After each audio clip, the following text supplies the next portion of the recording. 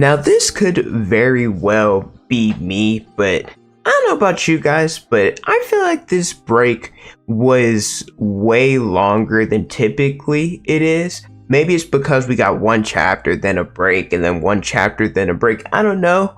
I just don't typically like. I guess it feels like breaks go by in a flash, but this one didn't. I don't know. I feel like we haven't gotten One Piece in a long time. But what's good, everybody? It's your boy Potential Unleashed. I am back with another review. This is chapter 1117. It is titled Mo, and if you guys enjoy regular reviews like these, make sure you guys like the video, subscribe to the channel, and hit the notification bell so you guys never miss out on a new video. With that away, my name is Potential Unleashed, and let's talk about chapter 1117. Something that I never thought of until this chapter was all the potential treasure that was down below. We know, and I'm bringing him up because we saw Cricket back in this chapter, but originally he was diving for gold at the bottom of the sea because the Sky Island was originally down below until it went up in the sky because of a knock-up stream. And now that I think about it, with different islands being 200 meters down below and now everybody is just on the surface, that would mean all these different continents, that different treasure that was never claimed, that it is somewhere below the sea. And this is why they make the reference of, hey, maybe I should be friends with a mermaid or have some form of relationship with a fisherman, because all that treasure, all that money that it's been unclaimed, yeah, it's probably a lot. And I also want to highlight, I think that was a really good way for Oda to reintroduce Cricket into the story. I like him as a character, and we haven't seen him since Skypiea. We also see different Marines, the ones that were assisting, or I guess you could say Sword, that was assisting Kobe in his escape. We see people like Hibari, we see people like Prince Gruss. I love that we see their reactions, and that Kobe, he's getting treatment, and Drake as well, from what happened in Wano, about how they're reacting to them talking about the One Piece, talking about everything that Vegapunk has revealed so far. I like seeing, even though Garp was captured, that they're not necessarily down in the dumps, and that they're probably going to plan their next move in order to rescue Garp. But at the same time, this information, it does affect the Marines in a negative way, because so many people are going to question the world government, and these individuals, a part of Sword, are going to have to figure out what their next move is going to be. Love seeing Smoker here as well. He talks about how he's at the G5 medical facility where Kobe and X-Drake was. Love seeing him. I feel like we haven't seen him in such a long time. This is probably my favorite part of the chapter, because Zoro, he's been trending probably since, what's today, Thursday? Maybe since like Monday or Tuesday. I wasn't necessarily sure why, but it's because of this chapter. We know that the Straw Hats, they're about to escape because Edison was able to move the clouds to allow them to set sail. However, Nusjuro, he is headed towards the Straw Hats because Nami, she's like, Jinbei, where the fluff are you at? And Jinbei, he's like, well, I'm kind of right behind you guys, but there is this big old monster that is here. And as he goes, or I'm talking about Nusjuro, goes to attack the Thousand Sunny, since Zoro, he's not going to make it there in time, Jinbei, he ends up throwing him, and he ends up blocking the attack that Nusjuro was going to have on the Sunny. We see both of them imbue what appears to be advanced conquerors, and I thought it was really cool that we got to see this interaction between Zoro and Nusjuro, because they both have a Katetsu as a katana, and I was wondering if we were going to get an interaction between the two. I also saw so many people talk about Sanji and Zoro, how the fact that Sanji, he ended up getting bitten by Nusjuro, whereas Zoro had like an equal clash against him in using advanced conquerors. I'm not going to get into it. I just wanted to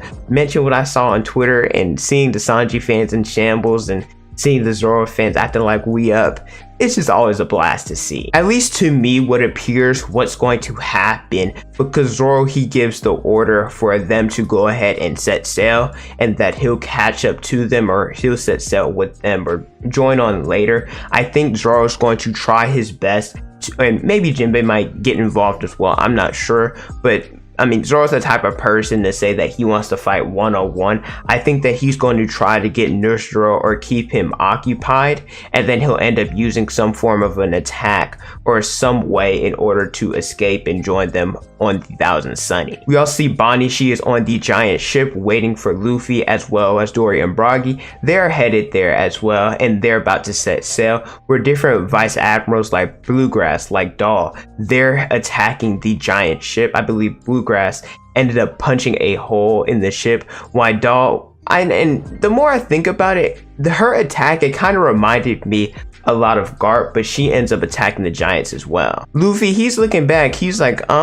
where is the pig guy? Like, where's Warcry at? He's no longer pursuing us, and that's because we know that the broadcast, it's being protected by the ancient robots. So the rest of the Gorosei, not including Nusjuro, so that would be Saturn, Warcry, Mars, and Jupiter, I forgot his name for a little bit, they are attacking, or at least trying to stop this ancient robot, because they want to stop this broadcast, and the only way to do that is probably by taking him out. Vegapunk, he concludes, at least this is what he's saying he's going to conclude with, because this is probably the last thing that he's aware of, but he says that scattered across the world there are those with D in their name. We see Sabo, he's reacting to Ace and reacting to Luffy, because obviously they have it as well. We see Dragon, there's Kobe talking about Luffy and Garp, and Vegapunk, as he's about to say at least either what their name means or what their role in the story is, the giant robot is attacked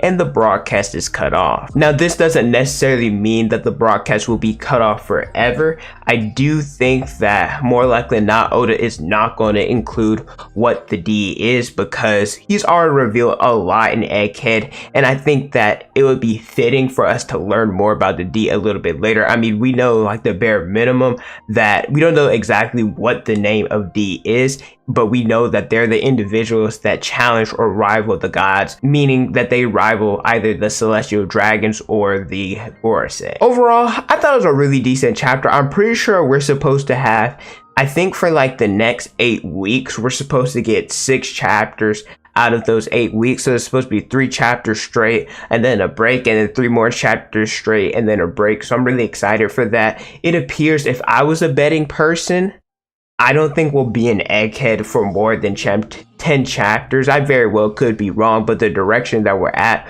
with so many individuals, like Bonnie, like the Straw Hats, Luffy and Zoro, that they appear to be either on the ship or close to being on the ship. It appears that they're about to set sail, and I don't really know. I mean, obviously there's more information that can be revealed, but how much is Oda willing to do in this chapter where we have Elbaf, where we have Laughdale and other arcs that are remaining? I'm not necessarily sure on that. I will say I hope, and I'm grateful for the clash, don't get me wrong, but I hope we get a little bit more than just a clash between Zoro and Nusjuro. But thank you guys so much for watching. Let me know how you guys felt about this chapter in the comment section below. Don't forget to like, comment, and subscribe. Hit the notification bell so you guys never miss out on a new video. Follow me on Instagram, Twitter, and TikTok is on the screen and in the description below. Thank you guys so much for watching, and don't forget to unleash your potential.